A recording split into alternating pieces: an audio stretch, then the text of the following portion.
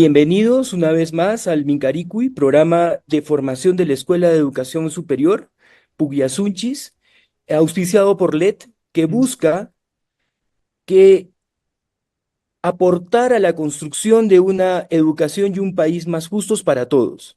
Hoy iniciamos un nuevo ciclo de programas, el cual hemos titulado Una educación superior diferente.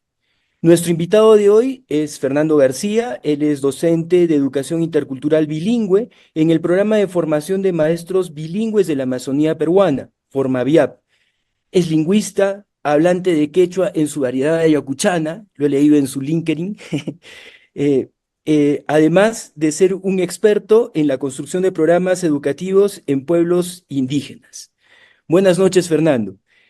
Yo quiero empezar recordando que el 2009, en junio, en la Curva del Diablo, el gobierno aprista de ese momento agredió a los nativos amazónicos que estaban protestando en contra de una serie de leyes que pretendían privatizar prácticamente la selva amazónica, ¿no? Y quitarles ciertos derechos de propiedad colectiva sobre el espacio.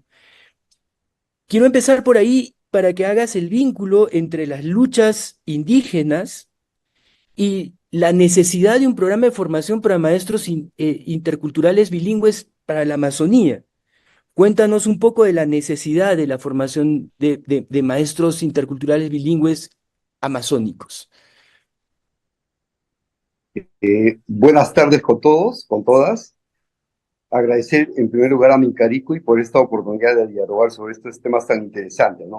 Esta primera pregunta es muy pertinente ya que estamos en junio, pues en ese acontecimiento tan trágico, pero a la vez también muy aleccionador para todos, que se llamó en la Curva del Diablo.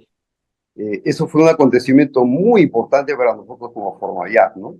Porque justamente estábamos en clases y toda la mañana, desde que comenzó el ataque, comenzamos a ver todo eso, ¿no? Y entre nuestros estudiantes y los formadores de Formaviap, en ese momento estaban compañeros Abajún y One Piece.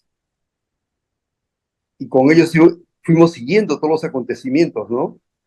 Y bueno, después de todos los saldos trágicos de muerte de los compañeros Abajún, de policías y de otras personas inocentes, nosotros hicimos un duelo casi de una semana, ¿no? Hicimos un duelo de una semana porque fue algo que nos tocó a nosotros, a nuestros compañeros, a sus familiares, ¿no? Y las familias Abajún se enlutaron, ¿no? Entonces, eso fue, y además también se demostraba que lo que nosotros habíamos trabajado en la formación docente de los pueblos indígenas, justo las primeras promociones eran de compañeros Awajum, Wampis, Achuar, ¿no? Y eso fue significativo para nosotros porque había una conciencia de defensa del territorio, ¿no? O sea, AIDESEP, justo habíamos coordinado con AIDESEP y AIDESEP nos había justamente comentado este caso, ¿no? Y nosotros vimos que muchos de nuestros estudiantes participaron ahí con esa fuerza, ¿no? O sea, con esa convicción de la defensa del territorio. Porque la formación docente que nosotros impartimos hace 36 años se basa en eso, ¿no? Porque el AIDESEP nos encargó formar nuevos maestros de otro tipo. En primer lugar, que defiendan su territorio, que sean orgullosos de ser indígenas, que, que dominen todo lo que corresponde a su cultura local, a su cultura propia, y además dominen y manejen las otras culturas, las otras tradiciones culturales que vienen a través de la escuela, ¿no?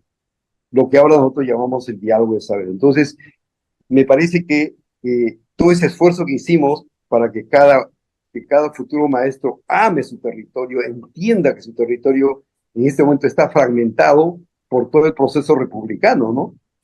Y ellos han reconocido en todo el proceso formativo cuál era ese territorio integral ancestral antes de la fundación de la República del Perú y antes de que hayan las fronteras de provincias, de departamentos y de países, ¿no? Que fragmentaron totalmente los territorios ancestrales, ¿no? Entonces, yo creo que nuestra formación para los maestros bilingües sea una formación eminentemente política, ¿no? Porque la educación tiene que ser política. Y creo que eso me parece fundamental. Y claro, para los que se oponen a los territorios indígenas, a los que se oponen a las autonomías indígenas, van a decir que somos unos terroristas, ¿no? Que somos unos vándalos y que sembramos el desorden, la desunión y la fragmentación del Perú. No, no, ningún pueblo indígena amazónico plantea la fragmentación del país. Estamos dentro de una patria, dentro de un país, y todas las leyes dan el derecho a una autonomía. La propia Constitución dice, ¿no? Las comunidades nativas y campesinas son autónomas, por supuesto, dentro de la ley del Estado, ¿no? Y eso es es lo que hacemos los pueblos indígenas amazónicos, ¿no? Entonces, muy pertinente tu pregunta, porque ese hecho marcó un hecho importante para el país, ¿no? Porque a partir de ese hecho, muchos ciudadanos en la costa y en los Andes también, ¿no? Entendieron que había un bosque tropical que es casi el 60% del territorio nacional, ¿no? Claro. Un bosque que desconocemos, donde viven culturas ancestrales y no simplemente esas tribus de contaparrabos que están ahí, como decía el expresidente García, ciudadanos de segunda o tercera clase que quieren apoderarse de un territorio que es del país, ¿no? Es del país. Además, la Amazonía es del mundo, de la humanidad. Entonces, los pueblos indígenas lo han cuidado durante miles de años, ¿no? Entonces, me parece muy pertinente y creo que justamente calza con la orientación de nuestro programa de formación de maestros bilingües de los pueblos amazónicos, ¿no? Justo ligando a esto último que dices, me gustaría que nos cuentes un poco desde la perspectiva del Formaviap, ¿qué es lo que caracteriza la formación de maestros para el entorno indígena amazónico, ¿no? Que además tienen que hablar la lengua del pueblo, la lengua de sus pueblos originarios? Y ¿qué características son diferentes en ese contexto que, digamos, la diferencian de otros contextos, como el contexto urbano o el contexto quechua, el contexto aymara, etcétera, ¿no? Cuéntanos un poco eso. Sí, me parece que el programa Formaviat, no sé qué es el programa de formación de maestros bilingües de la Amazonía peruana, creo que tiene una característica especial que lo diferencia de otros programas formativos, ¿no? De formación inicial docente, y no solamente en el país, creo que también lo diferencia en América Latina, y a partir de esa experiencia de Formaviat es que se han creado otros programas parecidos, pero nosotros fuimos los pioneros. ¿En qué sentido? Este programa fue creado a instancias por pedido de AIDESEP. AIDESEP pidió al Ministerio de Educación crear este programa y se hizo a través de un convenio, ¿no? En 1988. Ese convenio estaba firmado por el Ministerio de Educación, por AIDESEP, por Cordelor, que era el gobierno regional de ese entonces, en 1988, y por la organización italiana eh, Terra Nova, que nos apoyó, ¿no? Porque si Terra Nova no ponía los fondos, no se podía hacer nada, ¿no? Porque había que Claro. contratar maestros, sabios, había que contratar una cantidad de lingüistas para cada lengua, antropólogos para cada pueblo, educadores, psicólogos. Entonces, armar un equipo multidisciplinario era costoso en ese momento y además también no todos tenían la experiencia de conocer la Amazonía. Entonces era bastante costoso y necesitamos esos fondos, ¿no? Entonces, creo que eso en primer lugar caracteriza al Formaviap. Entonces, somos un programa que es una cogestión entre las organizaciones indígenas y el Estado peruano, ¿no? A través de la Escuela de Educación Superior Pedagógica Pública, ¿no? O sea, Ujú. como estamos dentro de una escuela pública, pero tiene una cogestión con las organizaciones indígenas, de tal manera que los dos directores del programa son uno por parte de AIDESEP y otro por parte del pedagógico, pero Ah, estamos insertos en un organismo del Estado, ¿no? Entonces, ajá. esa cogestión me parece que es fundamental porque la política, es decir, nosotros, por ser parte del Estado, tenemos que trabajar con los currículos que da el Ministerio de Educación. Sin embargo, se nos permite, y está permitido, el Ministerio lo ha hecho así, se nos ha permitido diversificar ese currículo nacional, porque es un currículo nacional pensado no en la riqueza del Perú, en su Amazonía y en sus Andes, sino está pensado más en las ciudades, ¿no? Ya últimamente se ha mejorado, ahora ya contamos con un currículo de formación inicial docente que recoge justamente toda esta experiencia de la interculturalidad, la experiencia del bilingüismo. Tenemos un programa especial, ¿no? Tenemos un diseño curricular básico nacional de formación inicial docente específicamente para primaria IB y para inicial IB. Entonces, eso nos caracteriza. Sin embargo, una desventaja en esto, ¿no? Porque cada 5 años hay que renovar este convenio. Cada 5 años hay que renovar los convenios para que sigamos funcionando como formavías dentro del pedagógico, ¿no? Entonces, nuestra institucionalidad como pedagógico es endeble, ¿no? Porque a cada 5 años, ¿no? ¿Dónde se da eso? Cada 5 años hay que renovar el convenio para que siga funcionando un programa que trabaja para el Perú, ¿no? O sea, incluso hacemos lo que el Estado debería hacer, nosotros lo hacemos. Claro. Entonces, eso sería en primer lugar. Y otro punto importante para mí es lo que ya dije antes, ¿no? Es la orientación política de la formación docente. O sea, los futuros maestros están siendo formados primero para darse cuenta y defender su territorio, ser orgullosos de su herencia indígena, ¿no? Y además abrirse a otros horizontes, ¿no? A través de la propuesta del diálogo de saberes. Exacto. Ese diálogo de saberes justamente nació en Formaviap. Es decir, Ujú. consiste en conocernos bien interiormente, conocernos bien nosotros, y luego pasar a conocer a otras tradiciones culturales. Y un tercer paso es tener alternativas que recojan lo mejor de nosotros y lo mejor de las otras tradiciones, ¿no?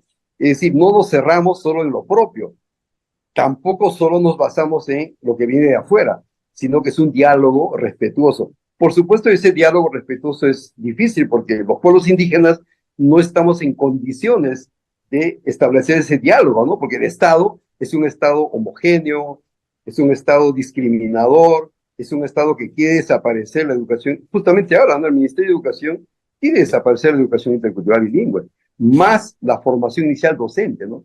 Entonces Ujú. se enfocan más en las capacitaciones, pero no se enfocan en la formación docente de 5 años para que salgan maestros bien formados, ¿no? Sino lo que hacen es capacitar a gente que ha terminado secundaria y están mandando así a los maestros a las comunidades, ¿no? Entonces, ese es otro punto que nos caracteriza también, ¿no? Yo creo que también dos cosas más nos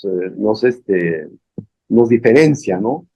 En primer lugar, nosotros tenemos, ahora hay un módulo que se llama práctica de investigación. Esa práctica de investigación nosotros lo desarrollamos en cada ciclo par. O sea, el primer ciclo, cada ciclo impar lo hacemos en Sungarococha, en Iquitos, ¿no? Y todos los estudiantes vienen desde sus comunidades. Pero en el ciclo par, ellos, una parte del ciclo par salen a sus comunidades, a hacer práctica docente en sus propias comunidades. Ah, O sea, claro. con niños que hablen su lengua, que sepan su cultura. Y también van a hacer su investigación. Van a hacer la investigación para su trabajo de investigación que se va a presentar. En este caso ya van a presentar un trabajo de investigación para el bachillerato y luego para la licenciatura, porque ya somos una escuela licenciada, ¿no? Y tenemos la posibilidad de hacer eso. Entonces, la problematización para hacer la investigación educativa comienza en el primer ciclo. En el segundo ciclo ya los estudiantes ya se van a sus comunidades a recoger datos acerca de ese problema identificado. De tal manera que llegan al séptimo ciclo, se les aprueba su proyecto de tesis y el 10.º ciclo están terminando Ah, trabajo, excelente. con su trabajo. Entonces, al mes, ¿no? Al mes o los 2 meses de egresar, están sustentando la tesis. Entonces, esto hemos logrado con las últimas 4 promociones, porque esa es una propuesta que hemos hecho y nos ha resultado muy Efectivo, productivo, ¿no? ¿no? Muy Claro, productiva y además también uno aprende a investigar investigando. O sea, no puedes investigar claro. del primero al séptimo ciclo, te doy todas las teorías y después del séptimo ciclo recién vas a recoger datos y No es así, ¿no? En cambio investigas desde el momento que tú planificas cuál es tu problema de investigación. ¿Cómo vas a recoger? ¿Cómo vas a hacer los datos? ¿Cómo vas a sistematizar? ¿Cómo vas a triangular los datos? ¿Qué tipo de instrumento de recolección de datos vas a utilizar? Y eso lo haces a través de 3 años, 4 años. Y al Claro. final terminas haciendo el informe de investigación. Así se Ujú. investiga, ¿no? No investiga. En la universidad así me han enseñado el noveno ciclo, metodologías de investigación, y el 10.º ciclo recién hemos hecho algo de metodología de investigación. Y después de egresar recién me he ido a investigar. No es Claro, así, ¿no? no es así, pues. No, y mira, yo te cuento que me parece que fue 2018 que un grupo de docentes de acá de la Escuela de Educación Superior Puguiasunchis visitamos Ungarococha, donde está Ah, precisamente el localazo que tienen, es hermoso, es ah, bellísimo. claro. A los que están escuchando Mincarico y los reto a que lo busquen en Google Earth, porque realmente es un espacio bellísimo. Y una de las cosas que salta a la vista es precisamente la diversidad de culturas que ustedes tienen en la escuela, ¿no? Cuando fuimos estaban presentes los cucamas, los quichuas creo que me olvido de alguna otra. Eh, Esa diversidad y cómo es que cada espacio está pensado un poco desde su cultura, ¿no? Las malocas, que además algunas de ellas han sido construidas en proyectos de aprendizaje, ¿no? Que los chicos han recuperado saberes de sus comunidades y han hecho las malocas siguiendo las instrucciones de sus ancianos. Eso también me llamó mucho la atención porque evidentemente ese vínculo entre el hacer, el producir intelectualmente y aprender una didáctica está presente en ese cotidiano, en de la vida de los pueblos indígenas. Todo el tiempo están aprendiendo. No es que hay una escuela particularmente cerrada donde uno va a aprender, se aprende haciendo cotidianamente. Entonces, esta característica, ¿no? Primero, tienen una gran diversidad de procedencias, tienen una metodología muy vinculada al hacer de los pueblos indígenas y además esa diversidad lingüística. A ver si nos puedes ampliar un poco esto de lo que te estoy hablando, ¿no? Para que nuestros oyentes tengan una idea de lo que hacen, ¿no? A mí me sorprendió muchísimo. Gracias, sí. Nosotros fuimos fundados hace 36 años, ¿no? Y estos 36 años, al inicio hemos atendido a más pueblos indígenas, ¿no? Actualmente, hasta este momento hemos atendido a 17 pueblos indígenas, ¿no? De la Amazonía, ¿no? Distintas, pero últimamente ya solamente nos estamos por las restricciones presupuestales y también por la descentralización de las organizaciones regionales de AIDC, también nos circunscribimos solo a Loreto, ¿no? Y por lo tanto, Mm, en este momento tenemos unos 200 estudiantes, ¿no? Que pertenecen a los pueblos Achuar, eh, Achuar, Cucama, Quichua y Shawi. Esos son los pueblos que ujú. atendemos actualmente, ¿no? Pero antes hemos atendido incluso incluidos los Shipibos de Ucayali, a los Ashánicas de Junín y de los otros departamentos, ¿no? Pero ahora solo trabajamos con ellos, ¿no? Entonces, eh, el local que ustedes conocen, que nosotros lo llamamos a la comunidad educativa Zungarococha, porque está en la localidad de Zungarococha, unos 10 kilómetros de Iquitos, ¿no? Ese es un terreno también que lo hemos comprado como AIDECEP, también con apoyo de la cooperación internacional, ¿no?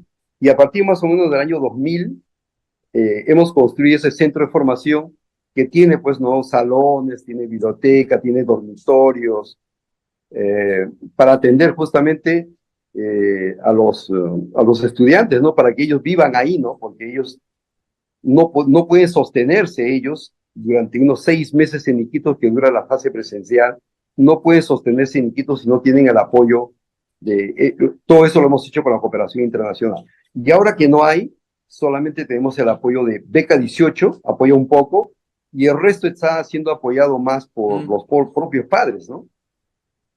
Justamente cuando visitaste Zungarocoche ese año, la comunidad educativa de Zungarocoche, donde está el internado, donde estudian los maestros, los futuros maestros, ellos estaban desarrollando un proyecto integrador que se llama construcción de casa, ¿no? Y por eso es que los estudiantes, con apoyo de sus sabios indígenas, construyeron casas, ¿no? Una casa Ahuajún, una casa Chawi, una casa Cucama y una casa Quichua.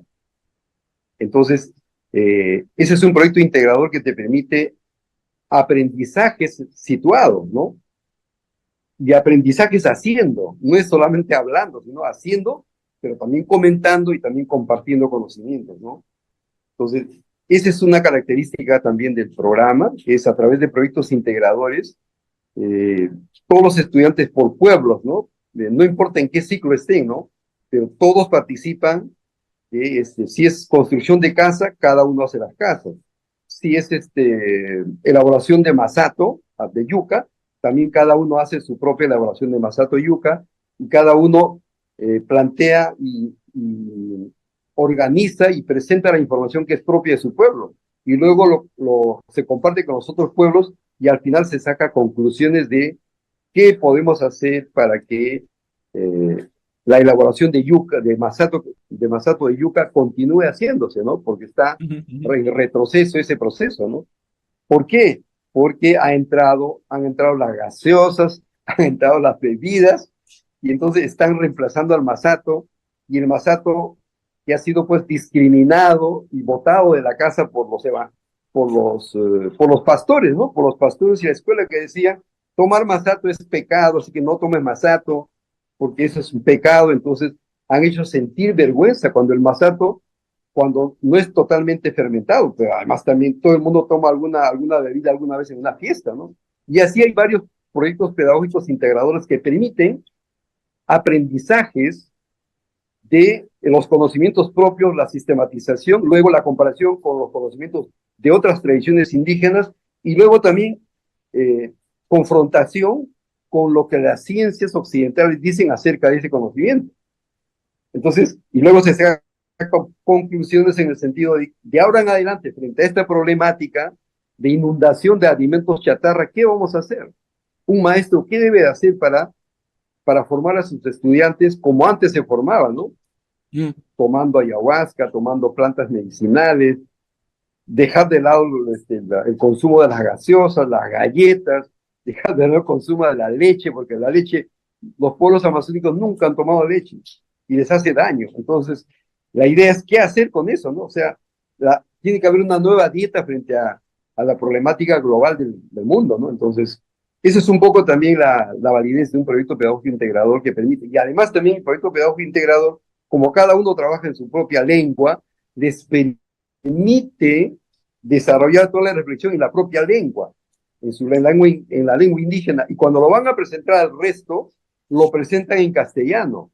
Entonces es un ejercicio si son maestros bilingües, pues tienen que ser expertos en dialogar, en presentar, en reflexionar y en escribir en las dos lenguas, ¿no? Entonces eso también es otro, otro espacio interesante de formación y de aprendizaje situado, ¿no? O aprendizajes situados significativos.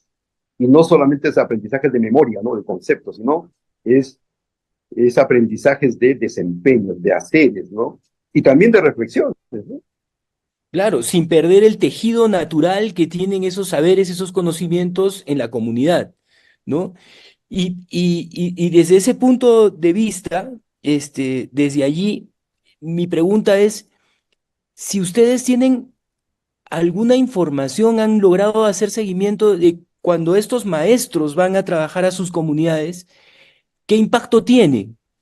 La presencia de un maestro formado de esta manera, que reconoce, que reivindica su origen y su identidad como parte del hacer educativo dentro de la escuela. ¿Qué impacto tiene esto en las comunidades? Sí, nosotros hemos tratado de recoger esto y también sabemos también qué están haciendo nuestros egresados, porque como nosotros vamos a supervisar, vamos a acompañar a los maestros cuando hacen su práctica en su comunidad o cuando hacen procesos de investigación, nosotros los acompañamos en su propia comunidad. Nos encontramos con los padres de familia, con los niños que hablan sobre nuestros egresados, ¿no? Hay una gran parte que reconoce la diferencia de un maestro egresado de Formaviap. O sea, claramente, ¿no? Ese maestro de Formaviap trabaja las dos lenguas. Ese maestro de Formaviap está en la comunidad y no se mueve de la comunidad. Ese maestro de la comunidad trabaja cosas útiles, ¿no? Ir a la chacra, aprender a pescar y también aprender a leer y escribir. O sea, ellos ven la diferencia con otros maestros, ¿no? Claro. Pero eso desgraciadamente no sucede con todos, ¿no? También Mm, tenemos egresados que son un mal ejemplo, ¿no? Es natural que pase eso con cerca de 2.000 egresados que tenemos. De los 2.000 egresados, no, el 100% no va a salir así, porque cuando ingresan a la formación docente, los antiguos, las primeras promociones ingresaban los 25 años, 24 años, gente totalmente, últimamente están ingresando ya jóvenes de 17 años. Entonces, cuando una persona adulta indígena entra a los 25 años, esa persona ya está bien hecha, ya está hecha, ya, ¿no? Ya tiene toda la responsabilidad. Es difícil cambiar de varias cosas, ¿no?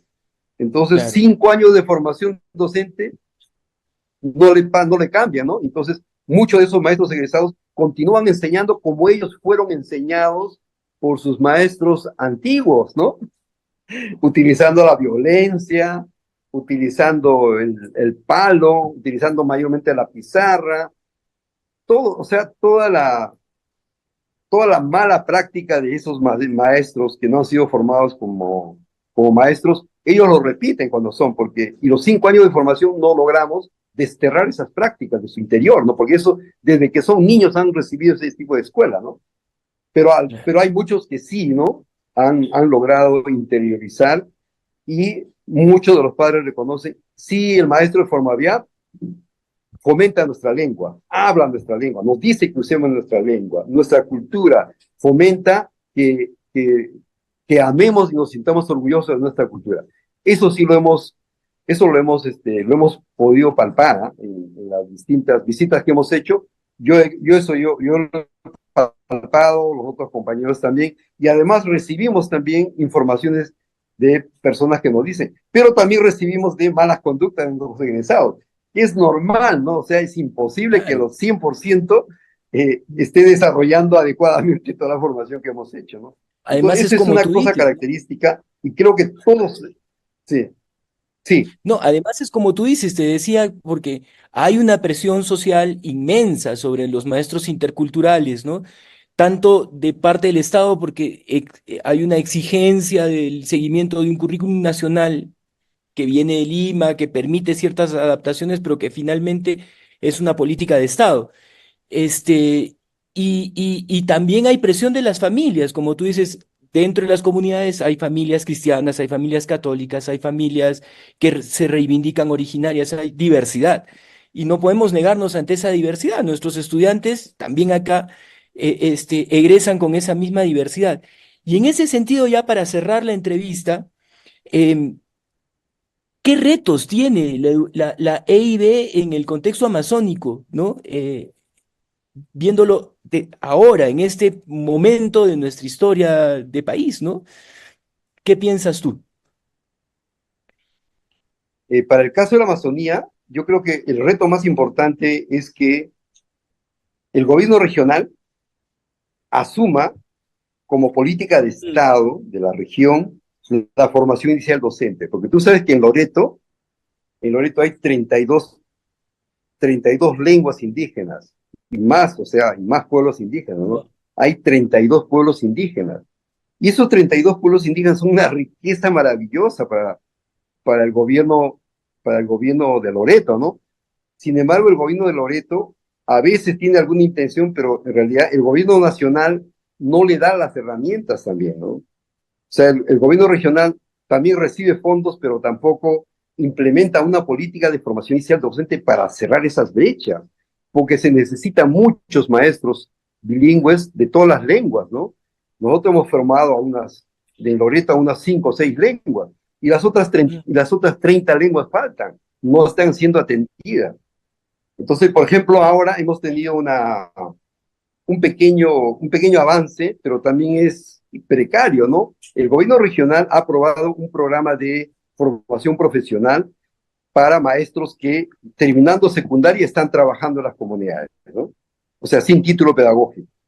Entonces, el gobierno de Loreto ha abierto un programa de formación profesional para titular a esos maestros, ¿no? Mm. 5 años van a seguir y son unos 600, ¿no? Unos 600 maestros Es un montón. de Aten del Marañón, de acá de la UGEL Maynas y de la UGEL Nauta.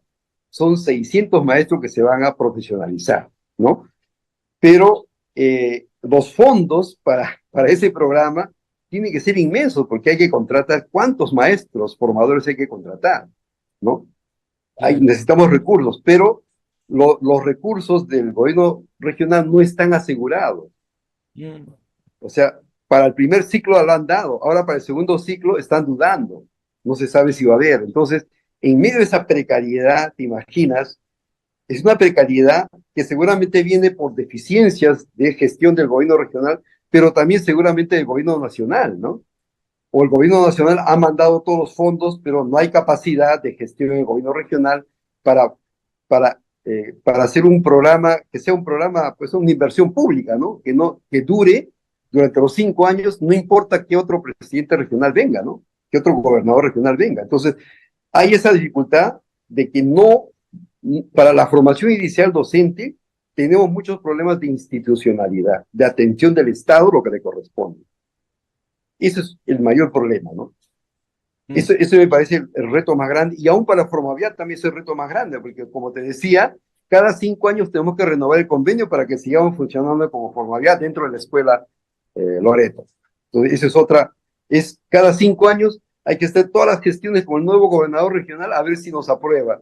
Y dura Ah, meses, ¿no? Dura meses la negociación para otra firma del convenio.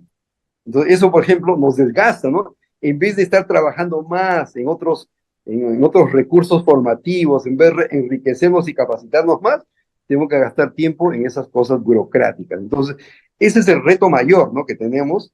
Y el otro reto también me parece que es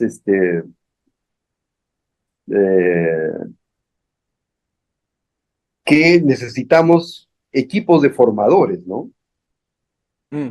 Porque hace 4 o 5 años el Ministerio de Educación estaba, la DIFOID justamente estaba planificando un programa formativo de formadores, ¿no? O sea, formadores para que estén en las escuelas, ¿no? O en los pedagógicos, ¿no? Pero ese programa no se ha ejecutado. Estaba presupuestado, incluso nos comenta que estaba presupuestado y lo anularon simplemente. Mm. Entonces, ¿cómo vamos a, o sea, porque no hay escuelas de formación de formadores. Lo que Claro. tenemos es el pregado para, ¿no? Entonces, somos distintos profesionales que entramos a la formación docente, pero algunos hemos aprendido en la práctica, ¿no? Nos hemos especializado en la práctica, pero no hemos recibido una formación. O sea, yo tal vez recibí eso, ¿no? Porque justo yo fui a hacer una maestría en Cochabamba como formador de formadores. Pero yo soy el único, tal vez, el único afortunado de haber hecho eso. Pero no basta uno, tiene que ser un equipo, ¿no? Y además tiene que ser un equipo de la región, ¿no? Que Porque, conozcan la lengua originaria, por ejemplo. claro, y que maneje la lengua originaria. Y hay pocos, eso en la región Loreto hay pocos, ¿no? De tal manera que hay que contratar a personas de Lima o de otras regiones. Pero una persona de Lima no va a venir a Iquitos para trabajar con un sueldo de 3.000 o 2.500 soles. ¿Cómo va a vivir con ese sueldo? Un docente Claro. de educación básica gana más. Entonces, ese es el otro reto, ¿no? Que en la carrera de educación superior, esa carrera de educación superior ha sido paralizada, no ha, no ha sido implementada adecuadamente para formar recursos humanos, ¿no? Que sean capaces de transformar a las escuelas y a los institutos superiores pedagógicos, ¿no?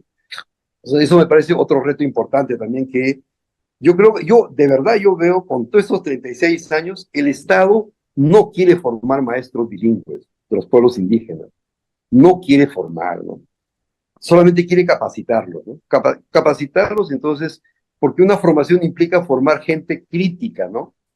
Formar Claro. gente orgullosa de sí y que tenga un pensamiento crítico y que aplique una educación política, no politiquera, ¿no? Electoral, sino una formación política en el sentido de gestión del territorio, gestión del país, ¿no? Gestión de la diversidad, ¿no? Porque tenemos que gestionar la diversidad. No estamos acostumbrados a gestionar la diversidad. Lo vemos como un problema.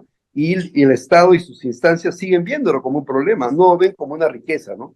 son raros los funcionarios que plantean. Y ahora aún más todavía, nuestros funcionarios actuales piensan que eso es pérdida de tiempo, ¿no? Entonces, Claro. ese es el reto Sí. más grande que tenemos creado. Entiendo perfectamente, Fernando, y me da mucha pena porque tenemos un tiempito muy, muy corto para la entrevista, Sí, sí, tenemos que cerrarla, ya se nos ha pasado la media hora que nos habían planteado.